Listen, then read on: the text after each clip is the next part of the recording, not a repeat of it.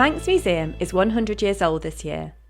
It is home to an extraordinary collection of artefacts and archives that help tell the story of the Isle of Man and its people. To celebrate our centenary, we have curated a special exhibition and podcast, Museum 100, which will feature a kaleidoscope of treasures from our collections. I'm Matthew Richardson, Curator of Art and Social History at Manx Natural Heritage. Today we are looking at a small ceramic figure of a soldier in the uniform of the British Army from around 1900. He wears a wide-brimmed hat, known at the time as a smasher or a wide-awake, and his head is bandaged. He is sounding a bugle, and around the base of the figure are the words, "God Save the Queen." This figure represents one of the most famous, but now almost completely forgotten, figures in Manx history.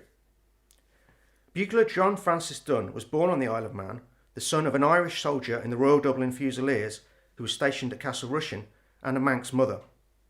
He joined the army as a boy soldier, and when the Boer War broke out in South Africa, he was sent to fight with his father's regiment.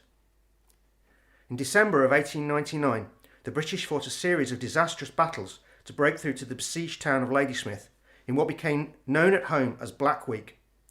The worst of these disasters was the Battle of Colenso, when the British advanced into the loop of the Tugela River, from which they could be fired on from three sides. As the Dublins tried to cross the river, they suffered heavy casualties. Though wounded, the 15-year-old bugler Dunn continued to play to rally the men. When his exploits became known, he became a national hero. He was presented to Queen Victoria, who gave him a silver bugle to replace the one he had lost on the battlefield. When he arrived in Douglas, a cheering crowd carried him shoulder high through the streets from the harbour to the railway station.